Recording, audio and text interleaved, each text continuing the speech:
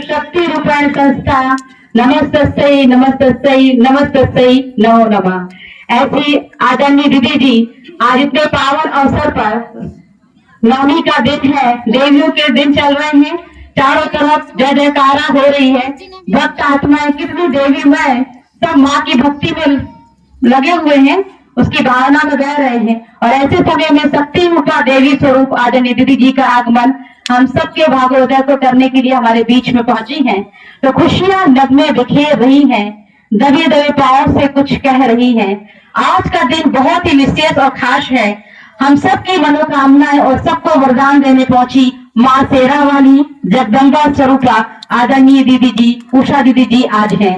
ऐसे माँ जगदम्बा स्वरूपा मीठी दीदी जी का हम सब हृदय की गहराइयों से स्वागत करते बारंबार हैं, स्वागत करते बारंबार हैं, स्वागत करते बारंबार हैं।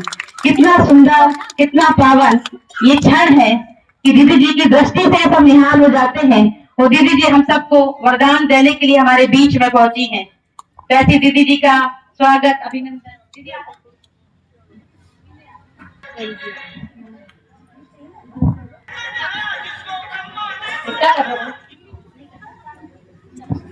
दीदी जी के लिए कहेंगे, आप तो एक पारस हैं जो सोना पल में करते हैं, आप तो एक पारस हैं जो सोना पल में करते हैं, कुशल शिल्पी कहें पत्थर सुगढ़ मूरत में ढलते हैं।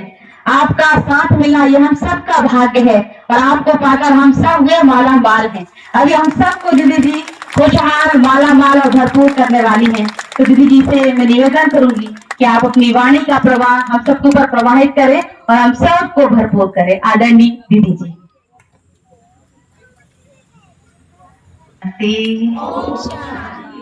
ओम शांति, ओम शांति। नवरात्रि के ये पावन दिनों में आज अंतिम दिन महानवमी का, जब कहा जाता है सिद्धिदात्री आकर के सर्व को सिद्धि प्रदान करती है, और बाबा ने हम बच्चों को सिद्धिदात्री बनाई दिया है ना। जब से बाबा के बने हम सभी को सर्वश्रेष्ठ सिद्धियां प्राप्त है। जो दुनिया के अंदर लोग अशुद्धि से प्राप्त करते हैं सिद्धियां, तंत्र विद्या से प्राप्त करते हैं, बाबा ने हम बच्चों को श्रेष्ठ मंत्र रूपी यंत्र दे करके अनेक सिद्धियां वरदान के रूप में दे दी है। सबसे बड़ी सिद्धि हम बच्चों को जो प्राप्त है संगम युग पर, वो है संकल्प की सिद्धि, है ना। हर एक का ये अनुभव है, और कई हमें मधुबन में जब आते हैं तभी भी सुनाते हैं कि हम जो सोचते हैं वो हो जाता है। अनुभव है ना सबको कि जो सोचते हैं वो हो जाता है। तो संकल्प की सबसे बड़ी सिद्धि बाबा ने हम बच्चों को दे दी है, और इसलिए जब हम आत्माएं ही सिद्धिदात्री देवी है तो अनेकों को ये वरदान देते हैं। बाबा कहते हैं आप सभी कौन हो? वरदानी मूर्त आत्मा हो, दूसरों को भी ये वरदान देने वाले हो। संकल्पों की सिद्धि सर्वश्रेष्ठ सिद्धि और एकदम शुद्ध सिद्धि।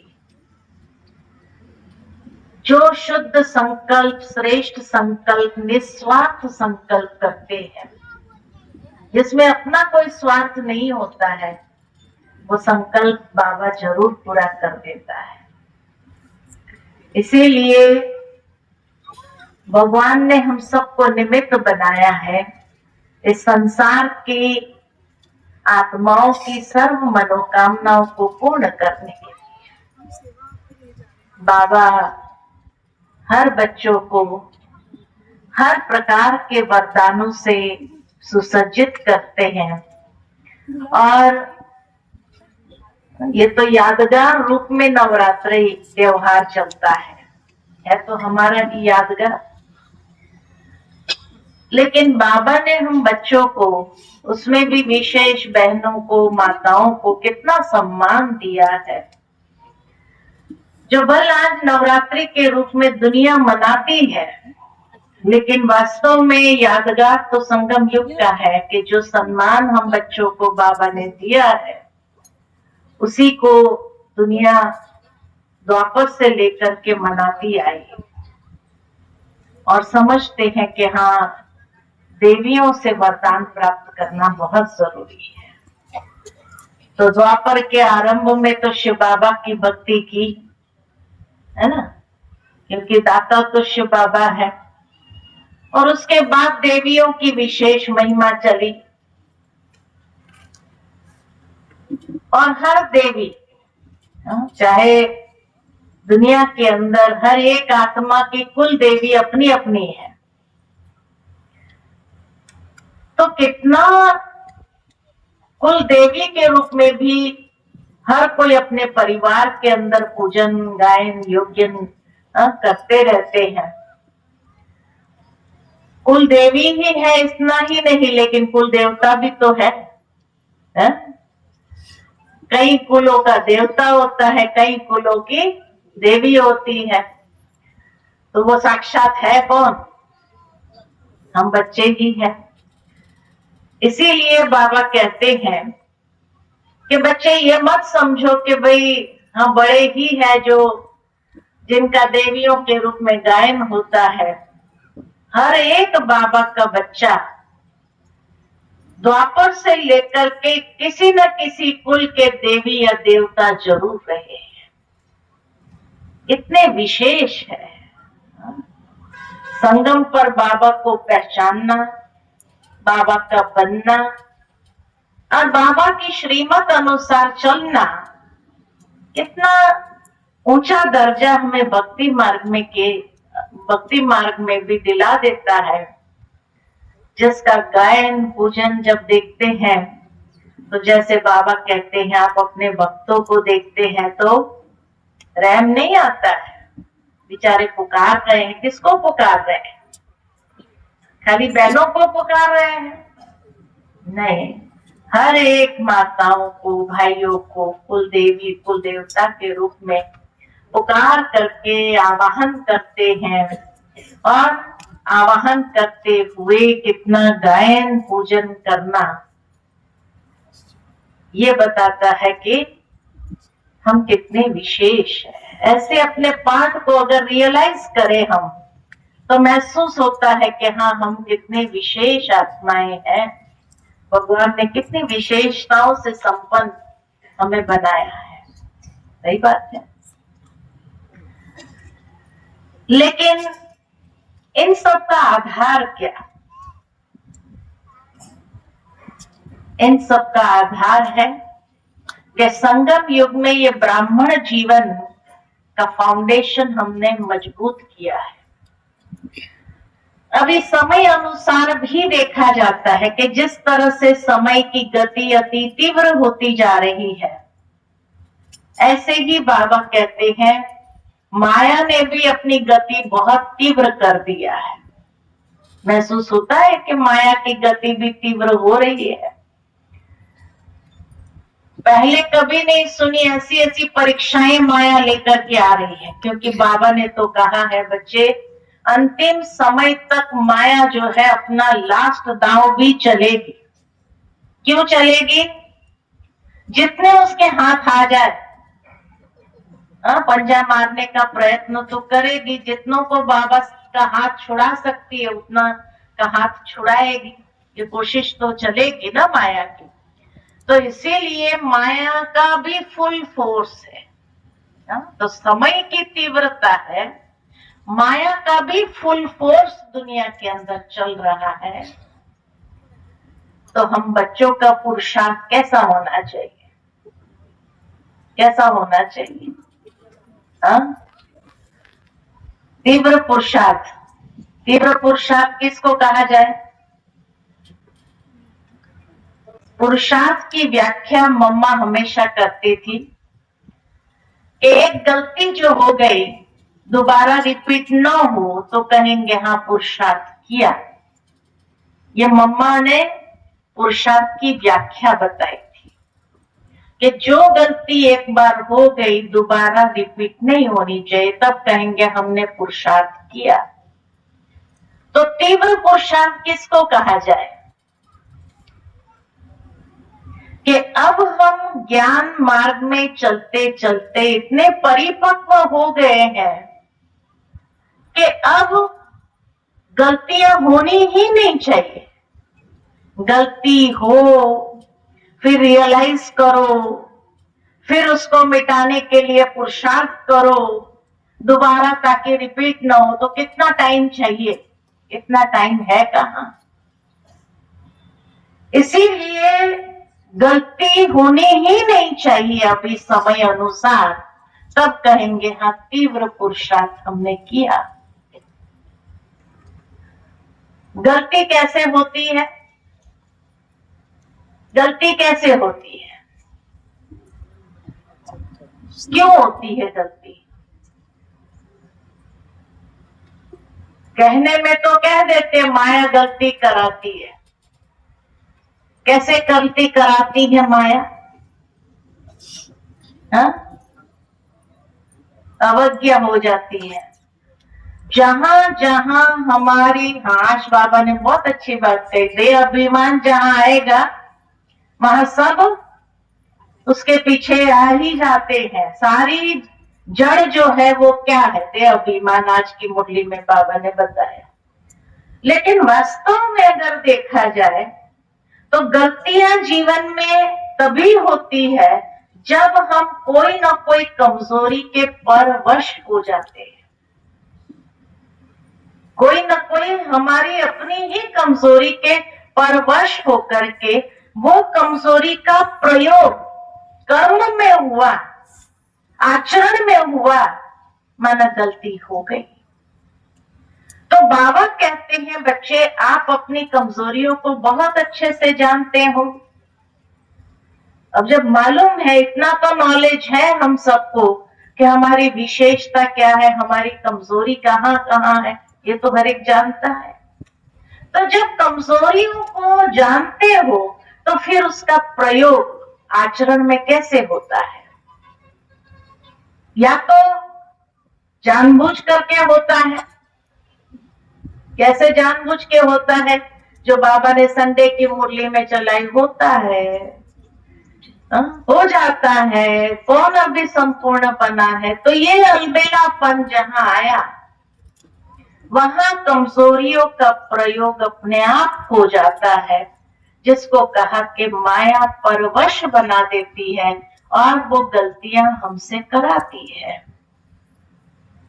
तो इसलिए अब अभी समय अनुसार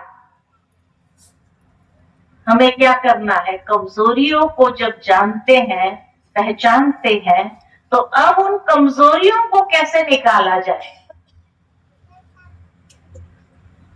कैसे निकालेंगे? बाबा को चिट्ठी लिख करके दे देने से निकल जाएगी? पुरुषार्थ तो हमें करना है ना। बाबा को चिट्ठी लिख करके, बाबा मेरे को क्रोध बहुत आता है, मैं डाल देती हूँ आपके वो बॉक्स में जहां डालते हैं ना चिटकिया, मधुबन में जाते हैं तो बाबा के कमरे में, तो डाल देने से कोई निकल नहीं जाती है। अच्छा, उसको निकालने का पुरुषार्थ जितना करेंगे ना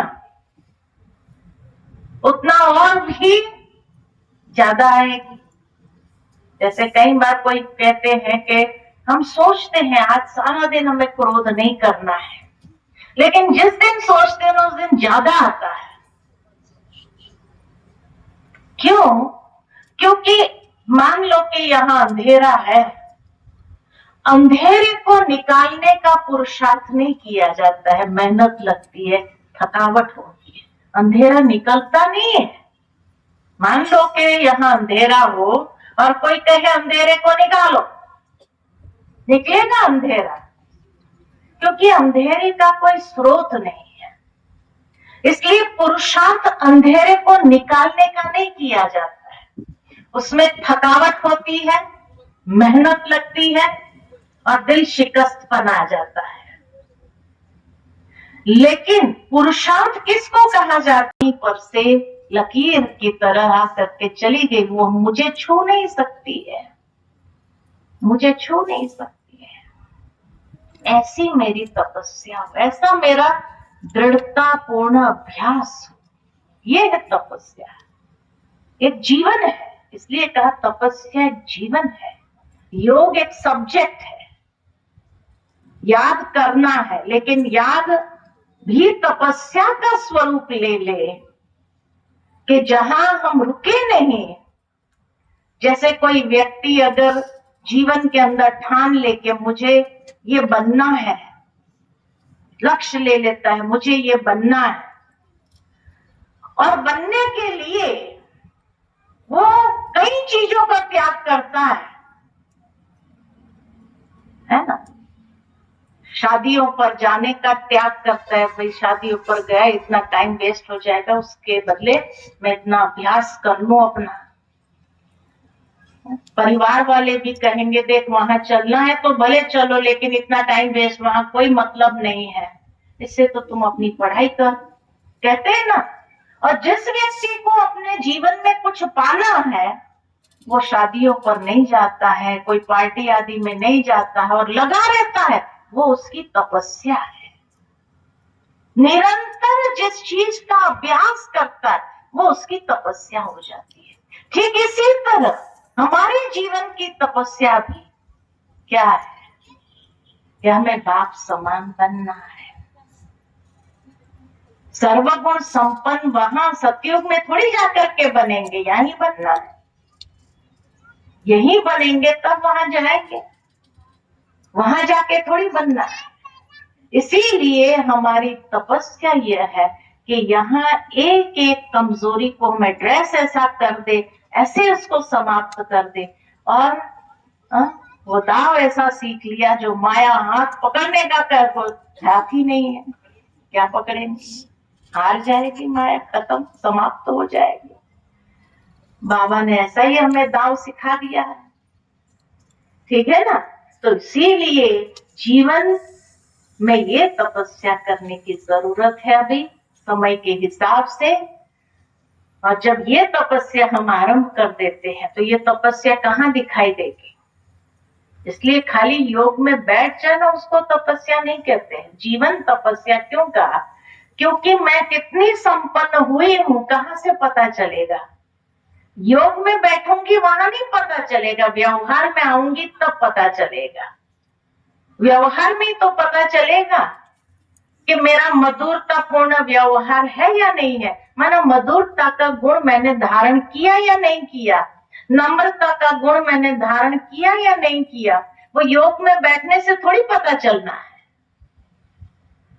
सर्वगुण संपन्न में कितना गुण संपन्न हम बने वो कहाँ पता चले? किसी ने मुझे कुछ कह दिया और मैंने उस चीज को पॉजिटिव लिया, फीलिंग में नहीं आए, ये मेरी तपस्या थी ना। तो तपस्या के कारण मैंने उस फीलिंग को भी जीत लिया। अभिमान है उसका पता चलता अपमान से। किसी ने कुछ कह दिया और मुझे अपमान आया, मन अभिमान जरूर है, तो अभिमान को मैंने जीता नहीं है, तभी तो अपमान महसूस हुआ। तो अपमान को जीतना यही तो तपस्या है कि मुझे व्यवहारिक रूप में आने पर किसी ने कुछ भी कह दिया तो भी मुझे अपमान महसूस न हो, तब कहेंगे हाँ जीत पा ली। ये तपस्या है, इसको तपस्या कहते हैं। योग में मैं बैठ जाऊं, अंदर में व्यक्त संकल्प चल रहे हैं, तो जीत तो नहीं हुई। जीत का पता तो मुझे व्यवहारिक स्तर पर ही पता चलना है कि मैं सचमुच कितना मैंने जीत पाया है। अगर व्यवहार में मधुरता नहीं, नम्रता नहीं, निमित्त भाव नहीं, सत्यता नहीं, पवित्रता नहीं, तो मैंने क्या योग लगाया? योग लगाया है अमृत वेले मैंने शक्तियों का आवाहन किया है, योग लगाया है मैं बाप समान बनी हूं। ये योग में थोड़ी पता चलना है। कहां पता चलना है? व्यवहार में। व्यवहार में पता चलना है कि व्यवहार में सहयोग देने की, लेने की भावना कितनी है मेरी, एक दूसरे का सम्मान करने की भावना कितनी है मेरे अंदर। ये व्यवहारिक स्तर पर ही पता चलती है, योग में पता नहीं चल रहा। योग में तो मियां मिट्टू बनेंगे, हाँ मेरे अंदर ये गुण आ गए, और प्रैक्टिकल व्यवहार में क्या हुआ? तो मैं संपन्न यानी बाप समान बनी ही नहीं हूं अगर व्यवहार में नहीं है। तो अगर दो व्यक्ति के साथ भी मेरा व्यवहार ठीक नहीं, परिवार के अंदर 2 लोग हैं, 3 लोग हैं, 4 लोग हैं, उसके साथ ही मेरा व्यवहार ठीक नहीं है, तो कैसे मैं बाप समान बनूंगी? नहीं बन सकती। तो तपस्या व्यवहारिक स्तर पर है, उसी को तपस्या कहा जाता है।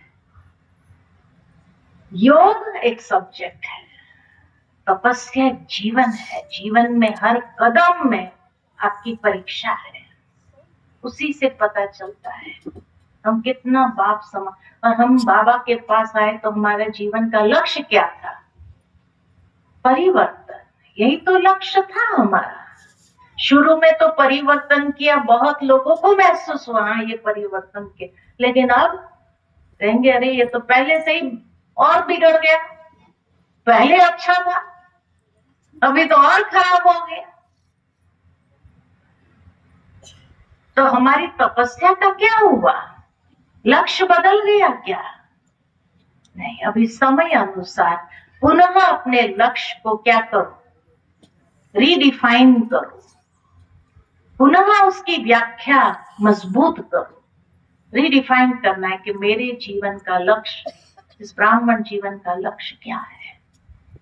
रीडिफाइन करना बहुत जरूरी है, पुनर्व्याख्या उसकी करनी बहुत जरूरी है।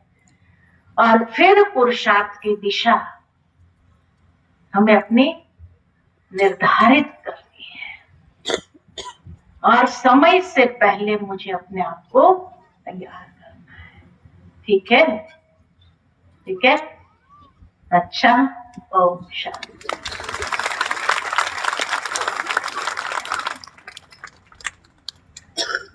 ओम शांति। ओम शांति। हम सब इंदौर के भाई बहने कितने भाग्यशाली हैं, कितने सौभाग्यशाली हैं। दुनिया में नवरात्रि चल रही, उपवास रखते हैं, कितनी मेहनत करते हैं, पूजा करते हैं, और यहाँ पर हमें साक्षात देवी के दर्शन हो गए। ताली तो बजाओ अच्छे से। और ऐसी देवी प्रैक्टिकल जिन्होंने अपने जीवन को बनाया है, बाबा ने जैसा बोला, बाबा ने जैसा कहा, बाबा ने जो श्रीमत दी, उस अनुसार दीदी ने अपने जीवन को बनाया प्रैक्टिकल। और इसीलिए इनके वाणी में इतनी पावर है, इतनी शक्ति है। दीदी ओम शांति करती है तो भी उसमें पावर है, और हम ओम शांति करते हैं तो उसमें शक्ति होती है। तो दीदी इतनी पावरफुल, शक्तिशाली, क्योंकि हमने दीदी को बहुत नजदीक से देखा है। दीदी इतनी सरल चित, इतनी सिंपल। दीदी अपना अनुभव सुना रहे थे कि दादियों से, दादियां तो थे ही, दादियों ने हमारी बहुत पालना की है, पर अभी वर्तमान समय तो दादी है नहीं। पर दीदियां ही दादियां हैं हमारे लिए, और दीदी भी कम नहीं है। अभी जो दीदियां हैं वो भी दादियों से कम नहीं है। इनके अंदर दादी की छवि दिखती है, क्योंकि दादी ने जो कहा इन्होंने माना और मान के अपने जीवन को बनाया। मैंने देखा है दीदी को, बड़ी दादी को दीदी से बहुत प्यार था, बहुत दीदी ने पालना ली है और दादी की बहुत दुआएं ली है। और बड़ी दादी बहुत प्यार करती थी दीदी को। राजपाल को दीदी ने कोर्स कराया, पहली दीदी थी जो माउंट आबू में आए थे। उस समय चारों तरफ एक वातावरण बन गया था कि दीदी कोर्स करा रहे हैं राजपाल को, और वो भी बाबा का बच्चा बन गया और उन्होंने ज्ञान सरोवर की जमीन में बहुत मदद की। तो दीदी ने ऐसे महान आत्माओं को निकाला। और आज सुबह हमारी इंदौर के जज साहब हैं, इन्होंने बोला मैं पहली बार शिविर में गया और दीदी का शिविर देखा, वो दिन है और आज दिन मैंने सब कुछ छोड़ दिया। हमारे जज साहब, ऐसे बहुत आत्माएं होंगी जो दीदी ने शिविर कराया, क्लासेस कराई और उससे कई ब्राह्मणों का जीवन बन गया। तो ऐसे साक्षात और ऐसे साक्षात हमारी देवी प्रैक्टिकल। और एक समय था, अभी तो बहुत वीआईपी निकल गए, पर एक बार हैदराबाद में केवी के राजू बहुत बड़ा वीआईपी था और वहां पर दीदी ने कोर्स करा के उस आत्मा को निकाला और वहां पर दीदी ने एसएमएल का कोर्स खुद क्रिएट किया, जो अभी दीदी से सीख के कई हजारों बहनों ने सीख लिया और करा रही हैं।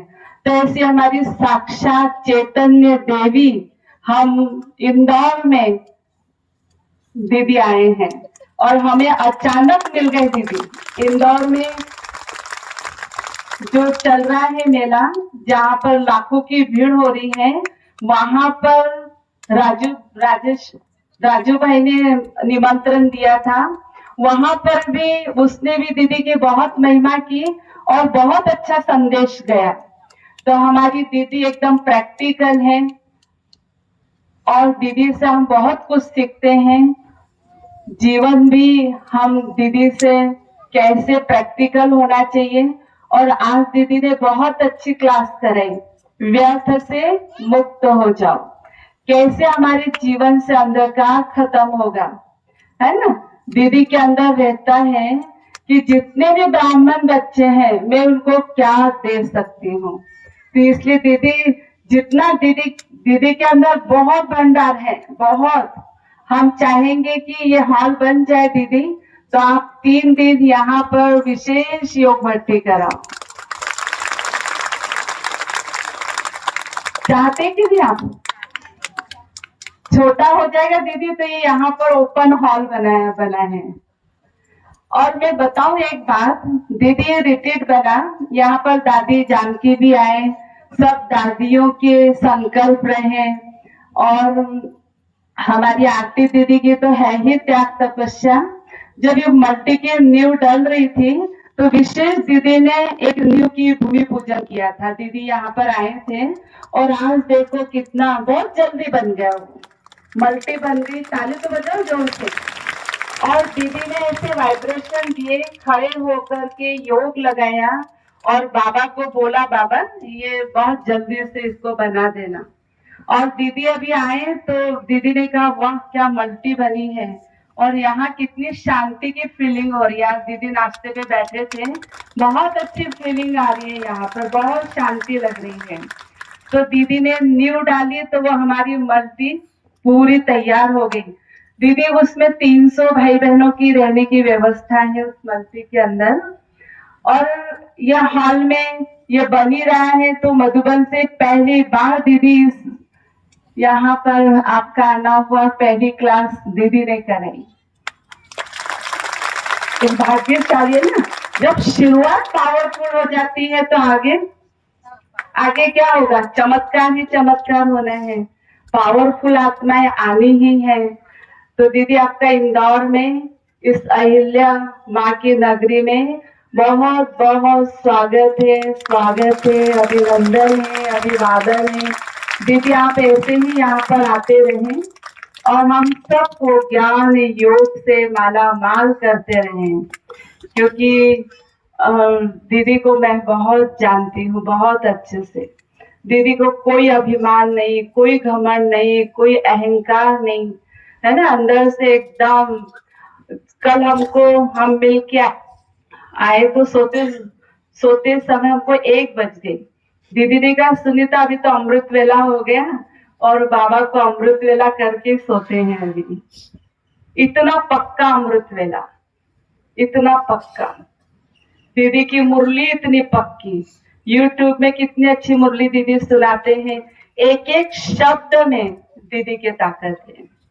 और मधुबन में राजयोग शिविर होता है, उसमें अगर दीदी का क्लास नहीं रहे तो वो शिविर भी सुना सुना लगता है।